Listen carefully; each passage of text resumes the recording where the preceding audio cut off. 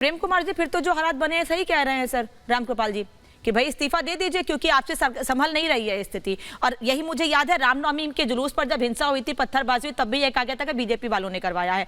बार बार एक ही चीज हो रही है, तो क्यों नहीं सुरक्षा के कड़े इंतजाम किए जाते हैं? फिर देखिए, जो हिंसा की घटनाएं हुई हैं उस आलोक में ये मांग सिंपली जायज लगती है।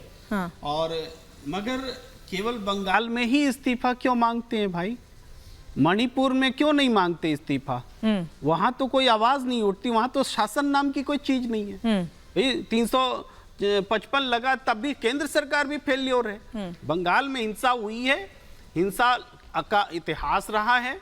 हिंसा की घटनाएं फिर भी इस चुनाव में, आज के चुनाव में कंपैरेटिवली दूसरे बीते चुनावों के मुकाबले कम हैं। लेकिन इसका मतलब ये नहीं कि हम निर्दोष मुक्त कर रहे हैं। जिम्मेदारी स्टेट की होती है, लेकिन जब स्टेट इलेक्शन कमीशन चुनाव करा रहा है और स्टेट इलेक्शन कमीशन इस सब के लिए जिम्मेदार भी होता है, उसकी नियुक्ति गवर्नर करते हैं और उसका एक ढांचा है, तो उसके तहत निश्चित रूप से ये इलेक्शन के दौरान इलेक्शन कमीशन से जवाब मांगा जाना चाहिए कि क्या डिप्लॉयमेंट की दिक्कत थी, कि केंद्रीय बलों का अगर उपयोग नहीं हुआ सही ढंग से तो क्यों नहीं हुआ, आप क्यों नहीं कर रहे? मतलब राज्य सरकार से पूछे, इलेक्शन राज्य चुनाव आयोग से पूछे, किससे पूछे? तो इलेक्शन कमीशन से ही पूछा जाएगा ना, कि ममता बनर्जी से पूछेंगे? नहीं पूछेंगे। डिप्लॉयमेंट करना था क्या? तो ममता बनर्जी की जिम्मेदारी नहीं है आपके हिसाब से? कानून व्यवस्था पर सर, कानून व्यवस्था पर आप स्टेट इलेक्शन कमीशन से सवाल पूछेंगे या मैं सवाल पूछूंगी या ममता सरकार से सवाल पूछेंगे? सर, ये आज के दिन की बात नहीं ना, जिस दिन से ऐलान हुआ है चुनाव का उस दिन से यही तस्वीर है, यही स्थिति है। हम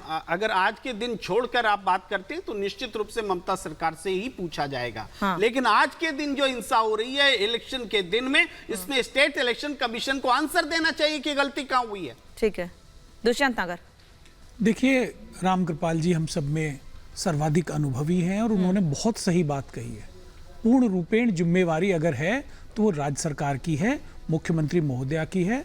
उन्होंने बड़ा स्पष्ट कहा कि अगर भारतीय जनता पार्टी का भी कोई दोषी है उसे बुक करिए, लेकिन लोकतंत्र सही तरीके से चले उसके लिए जिम्मेवारी सबकी है। भारतीय जनता पार्टी की भी है, कांग्रेस की भी है। ये लगातार हर चुनाव में जो हिंसा होती है ये कोई अच्छी बात नहीं है। राज्य सरकार की जिम्मेवारी है, हम मानते हैं, लेकिन नॉर्थ बंगाल में हिंसा बढ़ रही है, मुर्शिदाबाद में हिंसा बढ़ रही है, वहां तो भारतीय जनता पार्टी का भी प्रभाव क्षेत्र ठीक ठाक है। तो एक दल को, वो सरकार में है इसलिए तो जिम्मेदार ठहराया जा सकता है, लेकिन जिम्मेवारी विपक्ष की भी है और सभी राजनीतिक दलों की है। कब तक खून की होली खेल के चुनाव जीते जाते रहेंगे? ये लोकतंत्र के लिए ठीक नहीं है, भविष्य के लिए ठीक नहीं है।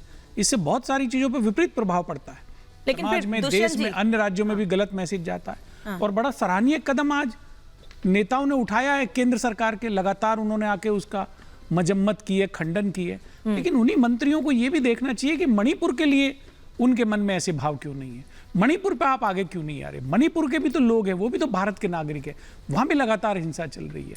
तो हमें समग्र रूप से पूरे राष्ट्र में जहां भी हिंसा हो रही है उसका मिलजुल के सबको एक साथ मिलकर उसका खंडन करना होगा और उसे रोकने के सख्त कदम उठाने होंगे।